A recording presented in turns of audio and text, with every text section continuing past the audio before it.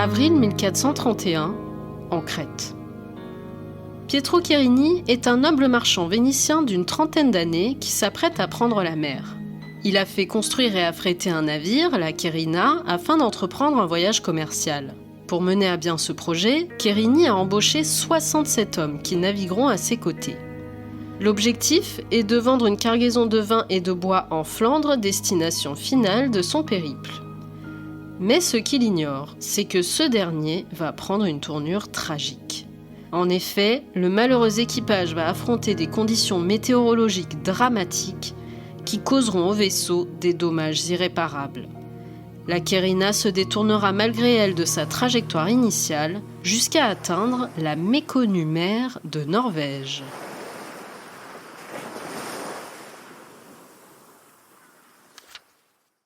Pour préparer cet épisode, je me suis appuyée sur le livre Naufragé, paru aux éditions Anacharsis dans la collection Griffes Famagouste. On y découvre les témoignages de Pietro Cherini, Niccolò de Michiel et Cristoforo Fioravante, traduits et présentés par la spécialiste d'histoire du Moyen-Âge et de la Renaissance, Claire Jude de la Rivière.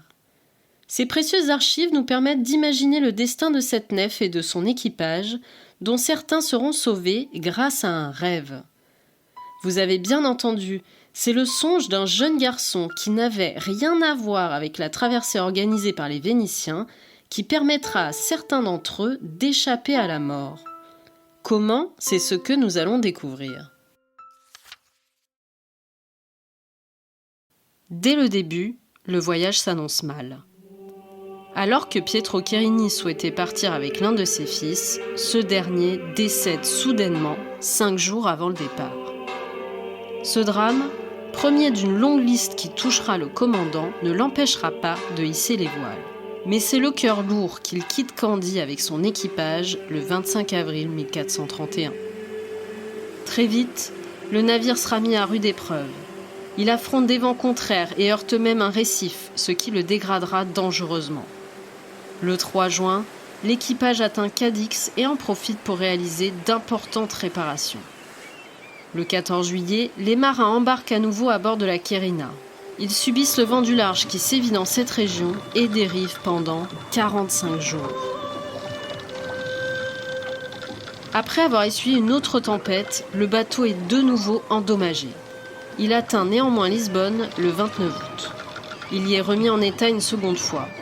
Cherini fait aussi charger des vivres. Ils repartent le 24 septembre. Malgré une nouvelle dérive, ils atteignent une dernière fois la terre à Muros, au nord de l'Espagne, le 26 octobre. Le début de ce voyage a été éprouvant et difficile. Mais les marins sont loin de s'imaginer que les provisions qu'ils sont en train d'embarquer seront bientôt l'objet de toutes les convoitises.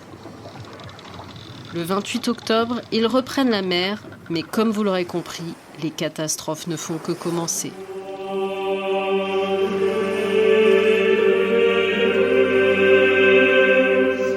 À partir du mois de novembre, le temps ne leur permet plus de maîtriser leur trajectoire.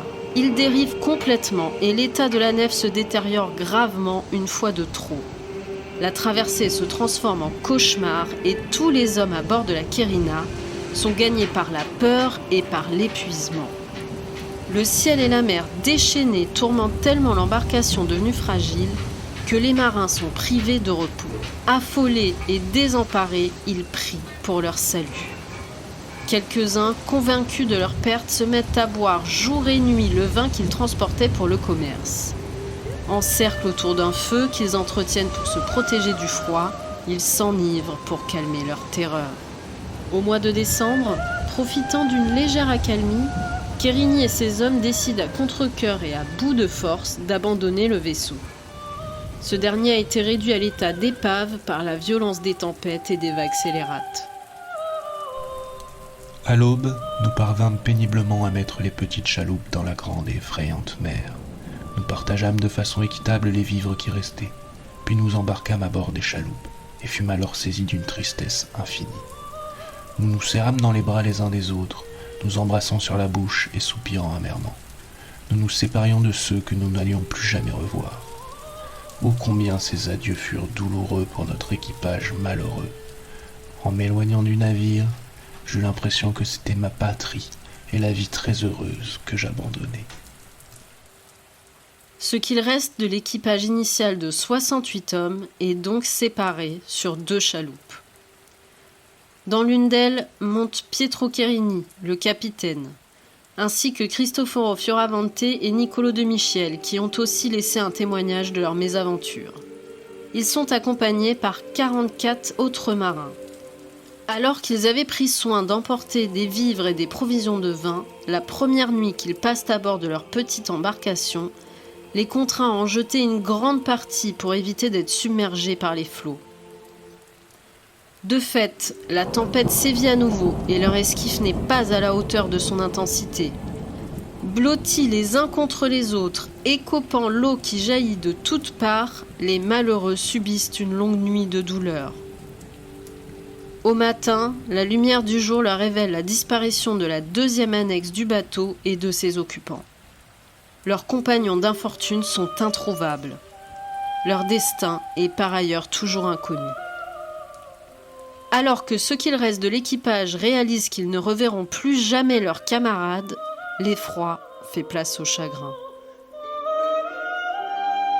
Les jours suivants, même si le ciel s'est apaisé, la chaloupe abîmée à son tour dérive lentement vers l'inconnu. Puisqu'ils se sont séparés d'une grande partie de leur réserve de vivres, les naufragés doivent se rationner. Les portions sont ridicules et les aliments salés aggravent leurs besoins d'eau. Ils commencent à mourir les uns après les autres. Victimes du froid, de la soif et de la faim, certains succombent donc en silence sous l'œil affaibli mais épouvanté de leurs compagnons.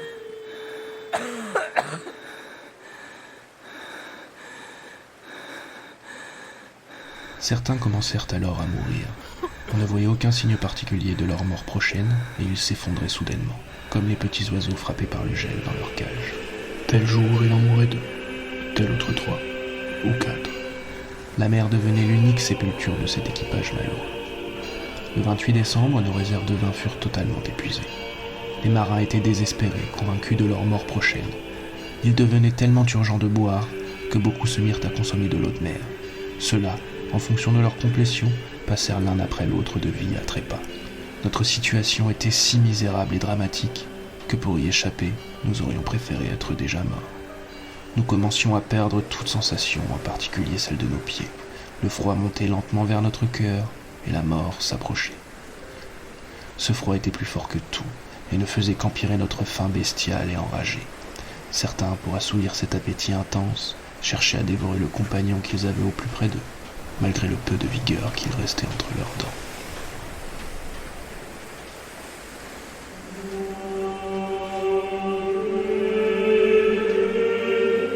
Au début de l'année 1432, alors que tout espoir semble s'être évanoui, les survivants de la Quérina, dérivant toujours sur leur chaloupe, aperçoivent enfin la terre. Après plusieurs essais infructueux, ils parviennent à accoster sur cet îlot entouré de récifs et de rochers. Grâce à la neige qui le recouvre, ils étanchent avidement la soif qui les ronge depuis des jours. En observant leur nouvel environnement, ils constatent que d'autres îles au loin ont l'air plus accueillantes. Malheureusement, ils ne parviendront jamais à les atteindre car leur seule tentative détruira pour de bon ce qu'il restait de leur barque. Ils l'ignorent alors, mais ils se trouvent au sein de l'archipel des Lofoten, tout au nord de la Norvège, bien loin de leur destination de départ. Résignés à s'installer sur ce monticule de terre glacée, ils se construisent 2 abris de fortune à l'aide du bois de leur chaloupe et parviennent à entretenir un petit feu. Ils n'ont plus de réserve de nourriture et sont extrêmement affaiblis. Malgré leur état, ils explorent l'île pour calmer leur faim et trouvent quelques escargots de mer, des coquillages et des herbes comestibles encore présentes sous la neige.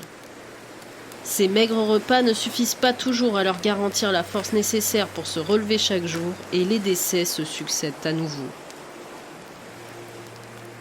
Nous vécûmes ainsi pendant 13 jours, faisant preuve de peu de charité entre nous, souffrant et manquant de tout, nous méfiant les uns des autres. Nous menions une vie caprine et animale. À cause de cette situation insupportable, 5 autres de nos compagnons moururent. Nous fûmes contraints de garder leur corps sans âme auprès de nous, les éloignant à peine, car nous étions si faibles et avions perdu tant de force que nous ne pouvions les soustraire à notre regard et leur donner une sépulture. Le froid nous obligeait à nous serrer les uns contre les autres, comme si nous étions cousus ensemble. Notre laideur et notre souillure augmentaient de jour en jour. Nous ne changions jamais nos vêtements, remplis de vermine et de poux qui étaient plus nombreux que les poils que la nature nous avait donnés. Nous les jetions par pleine poignée dans le feu, et c'est selon nous cette abominable vermine qui provoqua la mort de notre jeune et tendre écrivain de bord. Une fois de plus, les marins n'entrevoient plus d'issue à leur désœuvrement, mais la chance va raviver leur volonté de survivre. Un jour, alors qu'ils s'étaient un peu plus éloignés qu'à l'accoutumée pour chercher de la nourriture, un membre de l'équipage aperçoit une maisonnette. Au terme de la visite du bâtiment, les survivants concluent qu'il sert de logement d'appoint à des autochtones. La présence d'excréments bovins leur indique qu'ils viennent y faire paître leurs bêtes, sans doute à la belle saison. La quasi-totalité des marins s'y installe aussitôt pour profiter de son confort. Seuls 2 malheureux ne sont plus capables de se déplacer jusqu'à la maison et restent prisonniers de leur abri de fortune. Peu après, la Providence frappe à nouveau en prenant la forme d'un marsouin échoué sur la plage.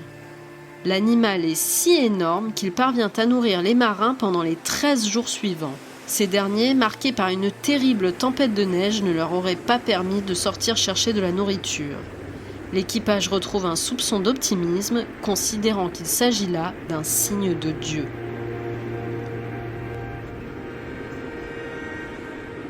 Nous nous nourrîmes abondamment et décemment pendant 9 jours, avant de devoir limiter nos rations.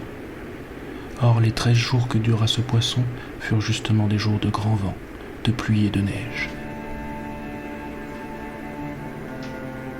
Poussés par le besoin de nourriture et pour assouvir notre appétit, nous quittâmes notre cabane. Nous allions vers les collines, au prix d'un immense effort, chercher quelques dons de la nature pourtant bien rares, et il fallait creuser la neige épaisse et gelée. Nous trouvions de l'herbe, ou plutôt des brindilles, qui étaient parfois si dures et sèches que même en les mettant à bouillir dans le chaudron avec de la neige, elles ne cuisaient pas.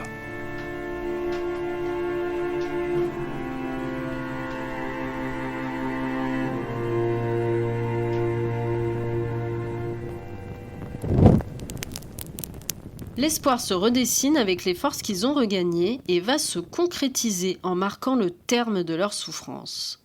Car c'est par un hasard digne d'un conte de fées que l'équipage promis à une mort certaine va enfin être secouru.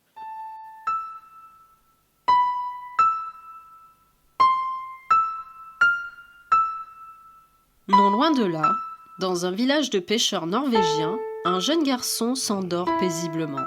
Il rêve de 2 bêtes de son troupeau qui avaient disparu l'année précédente. Il les visualise sur une île recouverte de neige, perdue sur cette terre hostile au milieu de la mer. Cet endroit, il le connaît bien, puisqu'il s'y rend au beau jour avec sa famille et leur élevage. Au réveil, persuadé que son rêve est prémonitoire, il supplie son père et son frère de prendre le large avec lui afin de retrouver ses animaux. C'est ainsi que le 1er février 1432, une petite barque accoste sur l'île des naufragés avec à son bord un pêcheur et ses 2 fils. Les 3 hommes sont rapidement surpris par la fumée qui s'échappe de la cheminée de leur cabane et découvrent stupéfaits 12 silhouettes décharnées s'exprimant dans une langue qu'ils ne comprennent pas. Ces êtres faméliques semblent leur demander de l'aide à grand renfort de gestes pacifiques. Rassurés par les intentions des intrus, les pêcheurs qui ne peuvent embarquer que 2 personnes dans leur rafio repartent avec 2 marins polyglottes. Après concertation, l'équipage a pris cette décision afin de maximiser leurs chances de se faire comprendre auprès de la population locale. Même si les 2 élus ne parlent pas le norvégien, leur connaissance en langue nordique est un atout. Après 2 longs jours d'inquiétude, ce sont 6 autres barques remplies de vivres qui reviennent sur l'île pour les sauver. Enfin, le 3 février 1432, répondant à l'appel de leur prêtre, les citoyens de Rusten arrivèrent avec 6 barques chargées de boissons et de nourriture. Ils voulaient nous conduire chez eux pour faire se reposer nos corps exténués. Ils nous y menèrent et nous nous restaurâmes abondamment, mangeant avec avidité. Nous avions la sensation du pendu qui, grâce à un coup d'épée inopiné dans la corde tendue, se retrouve sain et sauf. Parmi les 2 malheureux qui étaient restés dans leurs premiers abris sur la plage, l'un était mort et l'autre succomba dès son arrivée au village norvégien. Sur les 68 hommes qui se trouvaient à bord de la Querina, 11 seulement ont survécu et sont accueillis par les pêcheurs de Rusten. Les marins retrouvent peu à peu leur vigueur et découvrent, curieux, le mode de vie de leurs hôtes. Ici, 120 pêcheurs habitent dans 12 maisons ou cabanes. Ils n'ont d'autres ressources que le poisson qu'ils pêchent. La nature les a dotés de nombreux savoir-faire, les filets, les paniers, les barques et toute autre chose dont ils ont besoin. Ils échangent les fruits de leur travail les uns contre les autres. Ils vendent des poissons séchés au vent, que dans leur langue ils appellent stockfish. Ils en importent dans toute la Dacie, la Suède et la Norvège, royaume soumis au roi de Dacie, où ils les troquent contre du cuir, des tissus ou les vivres qu'il leur manque. Mais entre eux, ils n'utilisent aucune forme de monnaie. Ici, les habitants ont une grande simplicité de cœur et sont attachés aux préceptes divins. Ici, l'avarice n'existe pas, et si parfois ils ferment les portes ou les pièces, c'est seulement par crainte des bêtes sauvages ou des animaux domestiques.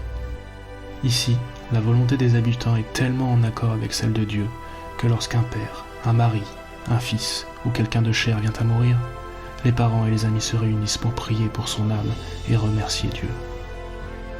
En vérité, nous avons demeuré dans le premier cercle du paradis, loin de la confusion et de l'opprobre des mœurs italiennes. Le 14 mai 1432, les Vénitiens quittent ce chaleureux village pour entamer un long voyage de retour. Ils vont se scinder en 2 groupes à partir de l'Odèse en Suède. Les uns passent par Rostock, les autres, dont Pietro Cherini, font escale à Londres. Les premiers atteignent Venise en octobre 1432. Cherini et les autres y parviennent au début de l'année 1433, soit presque 2 ans après leur départ. Comme le souligne la chercheuse Claire Jude de la Rivière, on ne sait que peu de choses de la façon dont ils ont réintégré leur ville et leur famille. Mais elle révèle que le récit du naufrage et des aventures de nos survivants s'est transmis sur l'archipel des Lofoten de génération en génération. Il s'est installé dans la mémoire des Italiens et des Norvégiens, si bien qu'en 1932, 500 ans après leur retour, une stèle commémorative est érigée sur l'île de Sandoy.